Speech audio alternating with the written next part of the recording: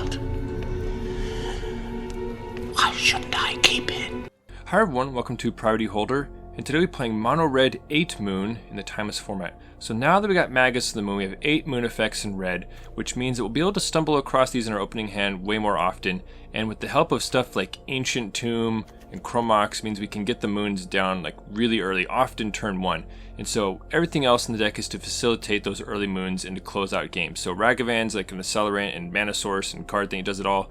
We also, because we're running the moon effects which do nothing against basics, we need some ways to deal with them. There's so many situational cards. We run stuff like FOMO and one of the modes on Charming Scoundrel to like clear out stuff in our hand that just does nothing. And then Fury can clear the board. We have a little bit of Burn and Bolt and Bonecrusher, and we're just trying to rush them down once we moon them. Alright, so this is a reasonable hand, and we do have like the active Gemstone Caverns to like help us steal the play from the opponent.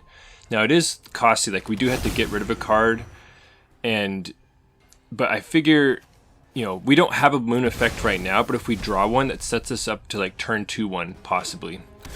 But the opponent might have other plans from that, so they're going to strip mine our Gemstone Caverns. However, we've like effectively like stolen the play because they're gonna, you know, blow up our land. We'll be able to play land, and then we'll come out ahead. There was a consideration to lightning bolting them right there, but I'm holding it in case they have like mana dorks or something. Just not enough information yet as to what they're playing, so gonna hold on to it. And there's also like conservation of cardboard, you know, because here, you know, I decided to actually tuck Lightning Bolt into Chrome Mox because I want to keep Shieldbreaker to possibly blow up their Chrome Moxes. And just going to hold up Bonecrusher at the moment. Alright, so basic force from the opponent and they pass. We do another Chrome Mox, which is unfortunate. We've already like spent so many cards, you know, on Gemstone Caverns, on Chrome Mox, so gonna hold on in case we draw something more expendable and just keep up Bonecrusher right here. My opponent plays Beseiju. Just gonna be patient. And we finally draw a moon effect. This one's Magus of the Moon, and we're gonna have to pitch another card. So now what do we stick under Chrome Mox? At this point I decided to stick the Shieldbreaker under it because it's really important just to get Magus down. And it's gonna, you know, they already have a basic force, so it's not as potent as it could be, but it's, you know, reducing him down to 1 green, and we'll see what other damage it can do. Alright, so it does stop their Ancient Tomb, which is a big deal. So we're gonna crash in with Magus. Now the question is here, do we like run out Bonecrusher to increase the clock, or do we hardcast Shieldbreaker? I decided just to hold on. Alright, the opponent can't cast a thing and doesn't have any more lands, so they're gonna pass back to us. Alright, we have a Blood Moon, which we, you know, because of the two, Magus is way more fragile than Blood Moon. You know, it can die to Lightning Bolt, swords, and stuff like that. So it may be useful to stick a Blood Moon just to make sure we have multiple layers of moons.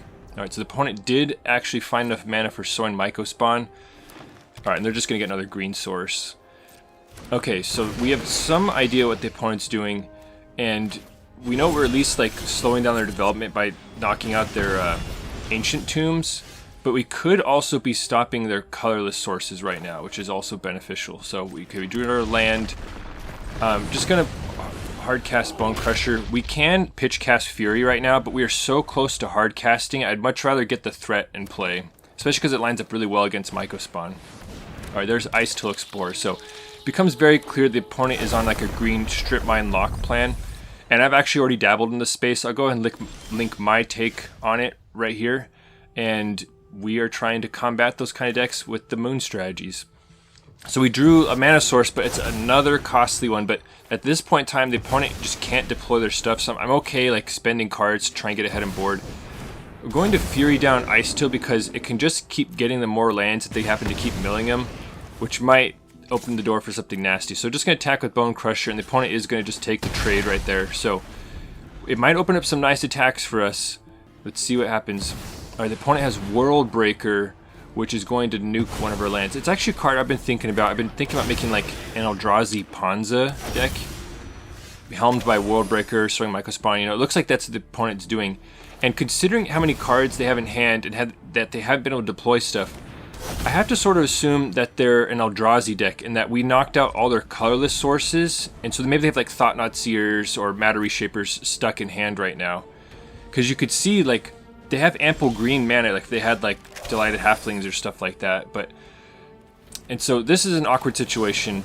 I'm about to bolt their face because we have a decent amount of burn. We have 4 bolts, 4 Bonecrushers, But I ultimately decided to attack him with Fury. And together, Fury and Lightning Bolt can take down the World Breaker, which is a little bit annoying. Like, if Lightning Bolt could just deal one more point of damage, then we can, you know, knock it down with, like, just the first strike damage off Fury, but we'll accept the trade. They can't recur World Breaker without a colorless source, so we're, like, safe for the moment. And I wanted to empty my hand for FOMO, you know, just to, like, get a pure card draw off it.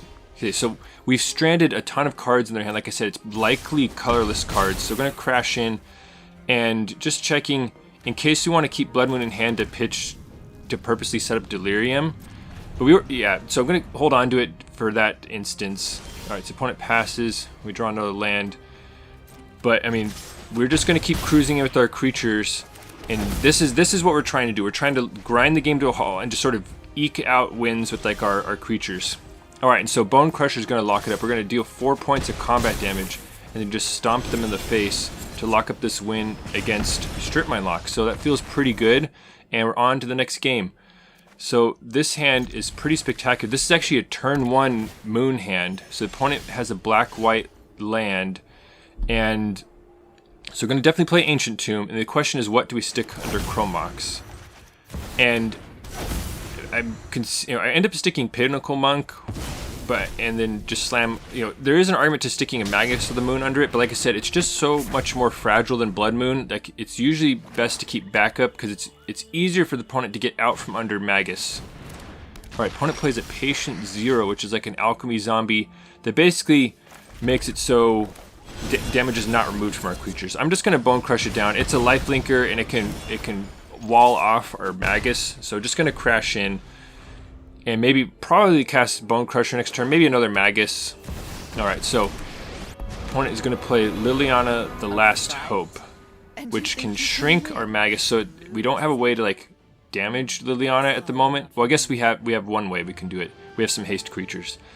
So we have 3 mana, and I decided, you know what, I'm gonna just try and, like, flood the board right here. So I'm gonna play a Charming Scoundrel, which is there basically as, like, more copies of FOMO, because the rationale is that we're playing so many situational cards, like all these moon effects, and they're sometimes useful, sometimes not. Anyway, that's what Charming Scoundrel's in there to help you sort through those sometimes. But as we line up, like, our wicked roll, please bend or break the like button if you love seeing moon decks in action. So there is a danger to leaving a bunch of X1s against a Liliana the Last Hope, but I wanted to beef up Magus a little bit. And alright, so opponent is Lord of the Cursed. Okay, so it becomes very clear the opponent is playing zombies right here, and Liliana is going to eat one of our creatures, so that is unfortunate. So I've actually dabbled with the zombies a few times. It's just real tough in, like, the current card pool and, like, the way the lords are structured. Like, basically all of zombies' lords are 3 mana creatures, which is just devastatingly slow in a lot of formats. Like, Merfolk at least have, like, a ton of 2 mana lords, and so the fact that zombies lords are all 3 mana is just so annoying. I've tried a bunch of times. Like, sure, you got Dark Ritual and stuff. See, there's another one, Death Baron. So, and not only that, but zombies, I feel like, doesn't have that many good 1 or 2 drops. So there's a couple of them. So anyway, it's just the curve is just sort of off for what you would like for zombies. So I'm going to dash Ragavan here, and going to send. So the thing is, Death Baron grants Death Touch to other zombies and skeletons, but you need 2 of them out to grant them to each other. So I'm going to attack in this manner with Ragavan heading to their face to get a treasure, and I'm going to take down Liliana here. And we happen to rip a Reanimate off their deck, so I'm going to check their graveyard, and we're definitely going to cast it. It just puts something else on board. Like, there is an argument for Patient Zero to get our lifelinker. The other reason to reanimate something, and we could also grab from our graveyard, but I want to pull from their graveyard to reduce their options, because if they can actually start stacking up lords, then they're going to rapidly outsize our creatures. So I'm reanimating their creature just so they don't have it to reanimate later on. Even though, we don't have a ton of zombies. Maybe we will, though, if we steal more reanimates. Maybe we'll get some more zombies. And at this point, I'm just going to start flooding the board and just try and get this game over with quickly. So let's see if the opponent can rally. Right, there's a Relentless Dead, which is getting boosted by Death Baron. And let's see. So we are knocking out their white mana, so we may have multiple cards stranded in the other opponent. Just enough at this point, so they're going to move on. All right, next game. So this is, you know, a turn 2 moon, which is good when it's good. However, the opponent opens on basic plains Ocelot Pride. You'll notice a priority pass there and they're, you know, it's probably a Solitude, could be Surgical. Gonna lead with Ancient Tomb, but feeling horrible already because Shieldbreaker does not line up well with the first striking Ocelot Pride, and the opponent is leading on basics, and there's an Ajani. So this is the risk of Blood Moons right here. Like, Blood Moon is super good against like the Strip Mine, Fetch Land, mana bases, but the sort of like next level move is just to play like heavy basic land decks. So all the moon decks do like nothing. So we have like a ton of dead cards. Now I think even despite the turn 2 moon, I think that was a bad keep.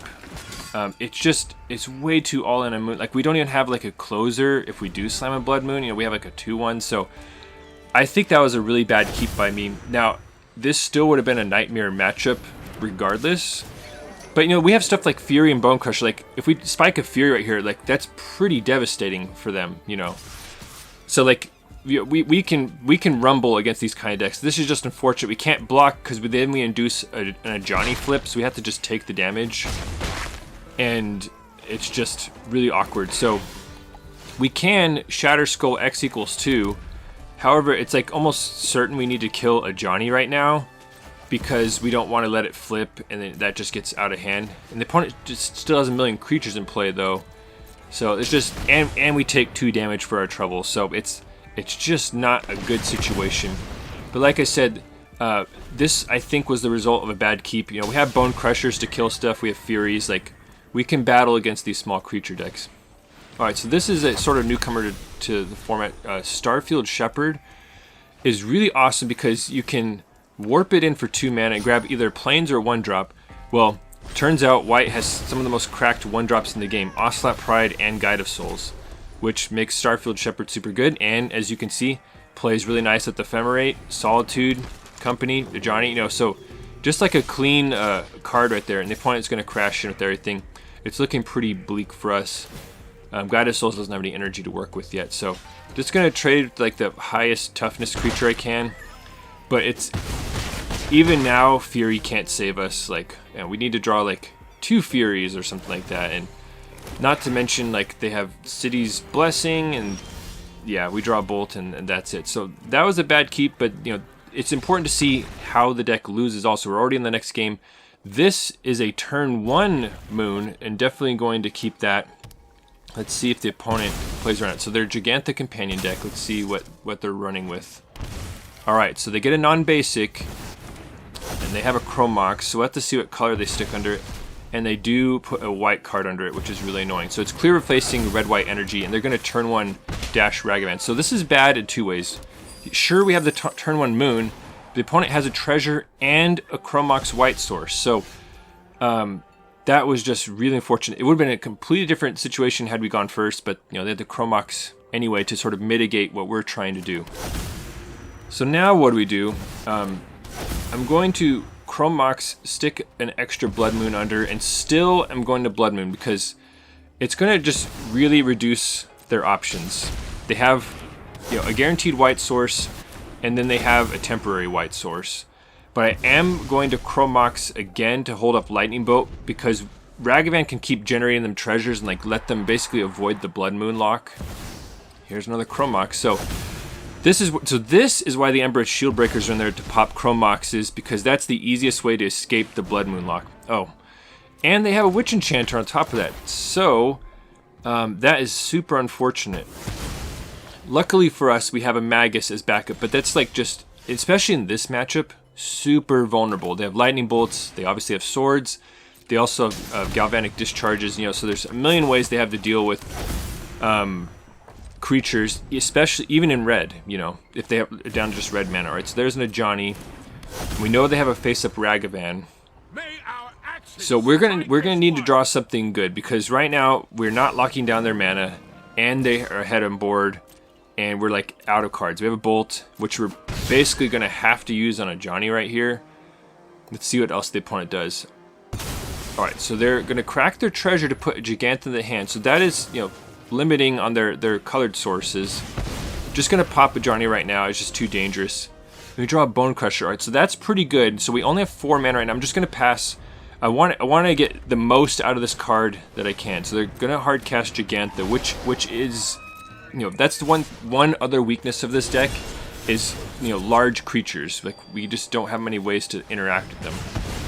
Gonna pop the Witch Enchanter. There actually is an argument to killing the cat token just in case future Johnnies show up, you know. But I figure, you know, having the lowest amount of toughness possible is way better when Fury shows up, you know. I'm gonna play FOMO right here on an empty hand and see what we find. Alright, we draw a Charming Scoundrel. Bonecrusher is another viable option, but just wanted to get like the free card draw off the FOMO. And going to just stick a Wicked Roll on something just to try and like get as much stats as possible. I'm going to stick it on FOMO and just hold on. So we have like a chump blocker to save some damage from Gigantha. Alright, there's a Strip Mine from the opponent that's not usable. Alright, so they're not casting Ragavan, they're holding on to it, and they didn't attack, which was huge. We didn't actually have a very good block, but they're playing it cautious. And here's Shieldbreaker coming in clutch. We're going to pop their white Chrome Mox. Now, the thing is, the opponent still has a white source because Gigantha is like a giant mana dork. So, but the thing is, if they use Gigantha, then they don't have that massive blocker for us. So they're going to play Ragavan and pass back to us, and we draw another Magus. But that Shieldbreaker is super clutch, and you could see its role in this deck is to pop Chrome Moxes. Like that's exactly why it's there for. And, you know, because it's an adventure creature, it can also crash down when the game's locked up. Now, we are turning this game around. We're ahead on board. The thing is, their Gigantha is just walling off everything. So, I'm just going to just keep tossing stuff out there. Alright, so the opponent is going to play a white card. The problem is they can only get 1 white card per turn, and now their giant blocker is unavailable. And we rip a Shatterskull Smashing, which is super nice. So, we're going to definitely cast it on the front side, and going to take down 2 creatures right here. It seems like Ragavan and Ocelot Pride are like the obvious choices, like they're the most dangerous. And once again, Shatterskull can only get 2 targets. Now we had the mana to, you know, if we had more targets available, we could have killed the cat also, but it only lets you kill 2 things. So, gonna crash in, and now the opponent's in big trouble because they took their shields down for a second to try and develop their board, and then it let us sort of eke in a bunch of damage, and that's it. So, nice lockdown win against Energy, which is a red deck. So it's interesting that we can still prey on the red decks with Blood Moon. Alright, turn 1 Strip Mine. Here we go. This is the format now. And then we draw a Strip Mine. And so I was like, oh, do I just play a Mountain? But the thing is, like, you want to give your opponents the least amount of agency possible. Like, this gives them the option to either pop our Mountain or hold on to their Strip Mine so they have 2 mana for their turn 2. So you could see me think about it for a while, and we have a Chrome Mox, so that sort of complicates things, but I'm like, you know what? Let's eliminate their options. I'm going to Strip Mine their Strip Mine, and then move on from there.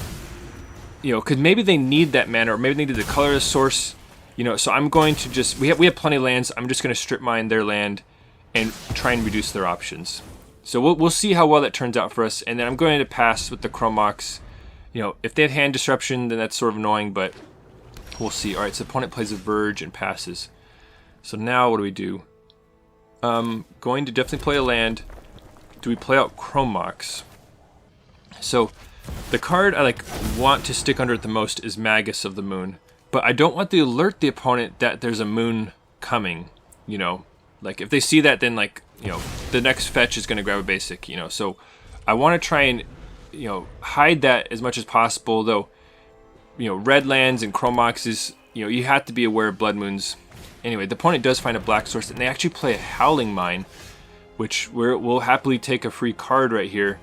So now I'm going, you know, because Blood Moon is so much more resilient, I'm going to slam Blood Moon, because, you know, they find a way to Fatal Push Magus, that would be really annoying. So the opponent gets an extra card off Howling Mine, and they fire for Dark Ritual, so buckling up to see what they have. And it's Underworld Dreams. So the opponent has cooked up something awesome. So they have a Draw Punisher deck.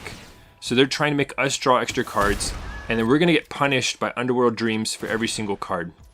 So you have to imagine they probably have Bowmasters and Shieldred also as Draw Punishers. So I have actually messed with dedicated Draw Punisher decks before. Not with Howling Mines. Usually it's like creature-based symmetric card draw for both players is the way I've tried it.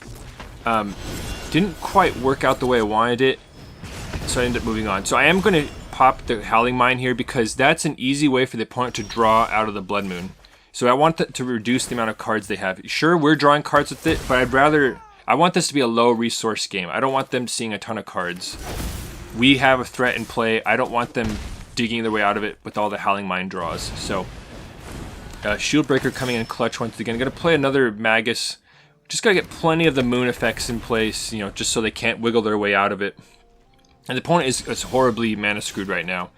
And, you know, they did power out, you know, use Dark Ritual. And the thing is, they might have a bunch of Brainstorms stranded in hand. Like, we know they are also a blue deck. So, just going to keep crashing in.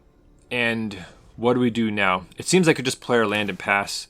Hold up Lightning Bolt. And, you know, we could play another creature, but it doesn't, like, change the clock. Like, we have them on a 2-turn clock right now. So I'm just holding on in case they, like, rip, like, a Toxic Deluge or something like that. You know, you got to be a little careful sometimes. So they did find a basic island, so who knows what kind of spells are unlocked for them. Fury is real nice, though. Alright, so we're going to fire up a Brainstorm. And it turns out Moon was locking up some stuff in hand. So the thing is, they can't use fetches right now, so maybe they just Brainstorm lock themselves. But they're also really under the gun. Like, they really need a Toxic Deluge or somehow like a Damnation or something like that. I am going to play a Fury. Like, we still have some ammo in hand and, like, just want to really press the issue. Like, if they rip a couple removal spells. Anyway, just want to make it as difficult as possible for them. Alright, so they play another land, and yeah, that's it for them. So another lock victim, on to the next game. This hand, you know, it does some things. The question is what to Chrome Mox. Like, we want to play one of our 2-drops right away. I decided to stick Charming Scoundrel under there. I think FOMO is generally a little more powerful. Just the extra toughness and the Delirium bonus, you know. The versatility on Scoundrel does help sometimes. Like, you know, you can play as a 2-2 haste and attack a Planeswalker. You know, there's some cool things it can do. Alright, turn 1 Forest, Elvish Mystic from the opponent. It seems like a pretty clear Strip Mine turn right here. Just to slow them down, and we can still play a FOMO thanks to our previous Chrome Mox. So I'm going to get rid of a Shieldbreaker. So I'm wondering, like, alright, is this an Ice Till deck, you know, using, like, Elvish Mystic as, like, an accelerant, you know? We'll have to see, but I'm going to try and make them hit the brakes a bit. I'm going to Strip Mine the land and pass back to them. The fact they have a Mana Dork, though, means, like, it's not nearly as potent. Alright, so Elvish War Master. So we're playing against Elves. And we can still crash in. Now the problem is there's no Lightning Bolts, there's no Bone Crushers, and no Furies in sight. So I'm going to just start committing stuff to the board. They're definitely not a Chrome Mox deck, so we don't need to hold on to, like, the Shield Breakers for that plan, you know. Uh-oh, so here come the Elf Lords. So this is tough. And so the more I thought about it, the more I realized, like, I think Elves in this sort of Strip Mine, Blood Moon, Ancient Tomb metagame, Elves I think is, like, gotten way better because you run a lot of basics to get around Blood Moon, and you run a lot of Mana Dorks to not care about Strip Mine, and you can swarm the board like this. So anyway, in that vein of decks that may have gotten better in the Strip Mine meta, like, what do you think? Let me know in the comments, like, what has gotten better in the presence of Strip Mine and Ancient Tomb? Because I think Elves has. So now, I think that, not this turn, but the previous turn, had we drawn a Fury, we could have maybe started mounting a comeback. But now they have too many layers of Lords. They can make Elves on demand. Not to mention War Master has, like, an on-demand pump, so we're basically already dead. So we're moving on to the next game. And once again, like, that's one of the vulnerabilities of Blood Moon decks, is decks that play tons of basics don't care about Blood Moons. This is a Gemstone Caverns hand. However, we're already on a mulligan, but I decided to do it anyway, once again on the strength of possibly ripping a Moon effect. You know, we are running 8 of them, so there's a pretty decent likelihood we draw one, and then we can try and get the opponent. So the opponent has a fetch land. So we have a Strip Mine as our draw. And I decide just to do that. So anytime you see blue-green fetch, or like blue fetch, you have to wonder about show and tell combo, you know? So, and fetch lands are already, like, some of the most powerful cards in the game. But they also are really powerful with Strip Mine. You can see the opponent wisely didn't crack on our end step for, like, a Surveil land, because then we could have popped it and they wouldn't have access to the mana for this turn. So strip mines can, or sorry, fetches can protect you from strip mines at least till you need the mana. And this is a question you're faced with a lot. Do you blow up their colored source or the ancient tomb? Obviously in Magic it always depends on the context, but I blow up the ancient tomb here because I figured that gives them so much more mana. And, you know, say we blow up their colored source, they play another blue land and just show and tell next turn. We would have wished we popped the ancient tomb. So that was my rationale, but I can see an argument to trying to color screw them if they're obviously like not like an Eldrazi deck, you know. So we'll have to see what the opponent has, but not feeling good here. I'm like, come on, like where are the moons? All right, so the opponent is going to brainstorm. Now we had like the capability to play a turn 1 moon, we just didn't have one that game. And if we'd done that, this game basically would have been over, barring like a Lorien revealed in their hand to grab an island. You know, like it would have been really tough for them. So the opponent's going to do another brainstorm. And there's the moon effect, but it's like, oh my gosh, is it too little too late? Like they have a basic blue source.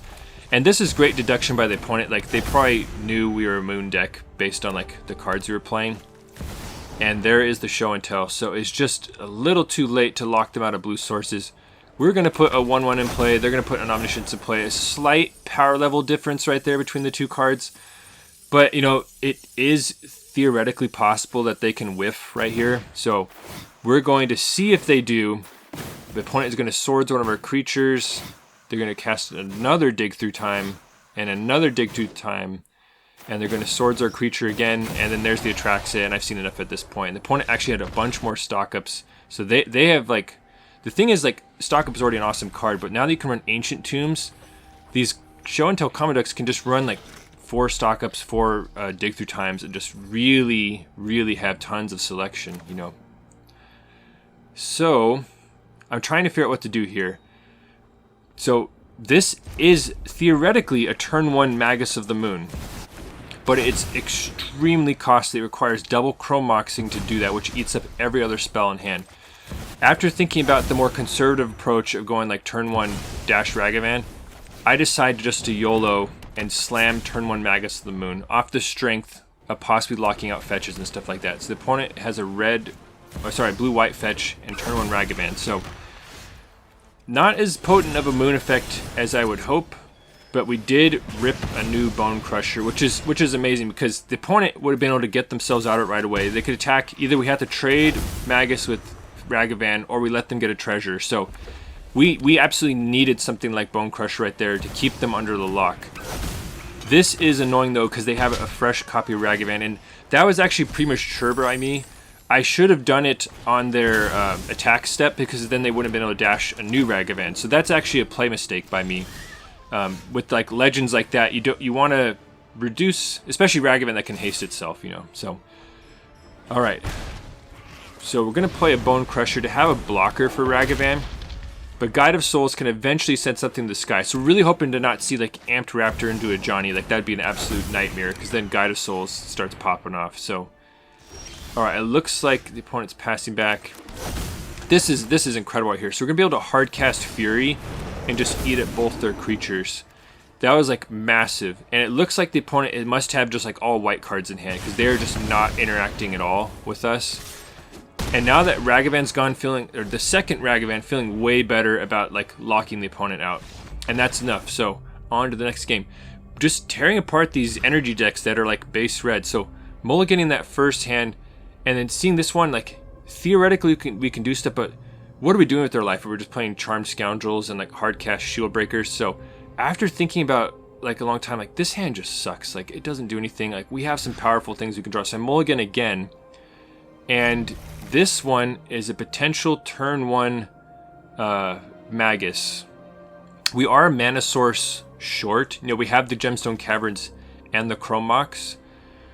But the thing is, like, that is like exceptionally costly. Like, Gemstone Caverns, if we use its ability here, requires a card. And the more I thought about, like, off a double mulligan, I'm not going to Gemstone Caverns right here. As nice as it like would be, it's just way too costly on a double mulligan. And we're facing energy once again, so they slipped a white spell through already. But then we rip an Ancient Tomb, which means turn 1 Magus is still an option. So what do you tuck under Chrome Mox though? I'm actually going to tuck Lightning Bolt. Just the two halves of Bonecrusher are just so useful. Being able to kill something, especially in the energy matchup, and then play a hefty creature afterwards is really good. So let's see if we were able to successfully lock the opponent. Alright, Goblin Bombardment. Like I said, Amped Raptors like their best thing they can draw. It helps them get around the moon effects. Goblin Bombardment doesn't really do anything unless they can get in a Johnny in play or like a million creatures. So trying to think about what to do. So the thing is, you do not want to just Bonecrusher targeting Guide of Souls right here. Because of the Goblin Bombardment, they can just fizzle your adventure and then you don't get the Giant on the other half. So you could see me purposely not use Stomp on Guide of Souls because I don't want them fizzling it. I'm just going to actually hard cast the Giant. It's a really fast clock and it outsizes their creature. So just going to hard cast Giant. Don't want to let them fizzle it. So let's see what the opponent has as a follow-up. Alright, putting Lurrus in the hand is like a big show of weakness here. That's not what you want to be doing when you can't even cast Lurrus, you know? So it's like pretty bad for them. So we can bolt Guide of Souls and then crash in. We could also like just haste out Charming Scoundrel, but you know, like if they get an Amped Raptor, Guide of Souls is where things can start going bad. So I am just going to bolt it and then haste in the Charming Scoundrel because that represents a ton of damage. We're going to do Wicked Roll right here. Like we don't really need the treasure token at this point. So this puts the opponent basically dead to our forces next turn unless they can muster something. And we had a Shatterskull anyway, and so that's it. Well, that was pretty sweet. You could see that this deck can really pack a punch. Like we had a lot of like turn 1, turn 2 moons that just really caused their opponents problems. And so as long as the metagame is stuffed full of like strip mine decks or fetch land decks, the moons are gonna have their place and really rock people. If it ever shifts towards more monocolored decks, you know, like elves or Wano White Energy, then the moons are way less potent, you know. So it's just a very polarizing card, which is why we run so many ways to try and like get rid of them when they do nothing. So like FOMO, Charming Scoundrel, you can always stick the moons under Chrome Mox if they're not as good, or Pitchcast Fury, you know, so you want plenty of ways to like offload your situational cards when they're not doing that much. So I've actually played this strategy in blue-red before we got Magus and using Harbinger, and it's way more difficult there because you have to protect yourselves from opposing moon effects in different colors. And so I'll go ahead and link that here if you want to see how that works. And you may be asking yourself, what about 12 moons? I've actually already tried it, and it is really tough. That's so many situational cards. The double blue on Harbinger is like way tough when you're like way more indexed on the red cards. And so it may be that I just built a horrible version of it, but that's just a ton of situational cards. And I might try it again sometime, but it seemed way too overloaded, and like the color tension within the mana base. Plus you really can't afford strip mines when you're doing that. So I don't think that's the thing to do, but my goodness, it would be awesome if you could pull it off. And you could see in the sideboard for this mono red version, because we can slam such early moons, I want to like really have tons of early pressure on the opponent. Basically, don't let them draw out of it, like find their Chrome Moxes or find their basics. We want to just gun them down with like aggro creatures. So Ragavan fits the bill perfectly, but you could see I was looking at stuff like Dragon's Reach Channeler potentially, also Grease Wrench Goblin, which is like a filterer, newcomer Caveron Harrier, which can like in a lockdown situation where you're just sort of top decking, it can shell out a ton of damage by itself. You know, so that's something to consider. Amped Raptor, it's not. We had too many threes. Like I don't think it'd really work, but you have to always consider it just based on power level alone. Scrapwork Mutt could be another filterer, but you can't pitch it to like Chrome Mox or Fury, you know. So, but it has the Unearth ability. And it just depends on your preferences. You could jam Fables, but we're running already so many threes. Like it just felt like it'd be a little bit overkill, but you know, it's obviously a powerful card. You could retool it for Chalice, but once again, that's like you're really indexing high on like the situational cards if you go all in on Chalice as well. But I could see an argument for that. I might try that at some point. And just some other like red cards to consider. I put Eidolon in here, but I don't think it's quite right. Ideally, the opponent's not casting any spells under a Blood Moon, you know. So maybe this isn't quite right, but you know, it does punish them for Chrome Moxes or, you know, Ocelot Prides or stuff they try and cast along the way. So maybe there's something to that. And I was originally conceiving this as like a Thorn of Amethyst deck. Like I didn't have bolts and some other stuff in there. And so the idea is that you can also end games effectively by run Ancient Tombing out a Thorn of Amethyst, and then you can play all your creatures and possibly hit them with Blood Moons. The thing is, Thorn is best against like combo decks, and theoretically Blood Moon should be already messing them up pretty well. So decided to ditch the Thorn and Amethyst plan. I do want to try and find a deck where it works at some point, but anyway, let me know what you think in the comments if you have any other ideas for Mono Red Moon, and that's the deck. Thanks for watching the video. I hope you enjoyed it. And if you want to see even more nonsense, please consider subscribing. And if you're already subscribed, thank you for your support. Your engagement with the channel helps me know what the people want. Thank you.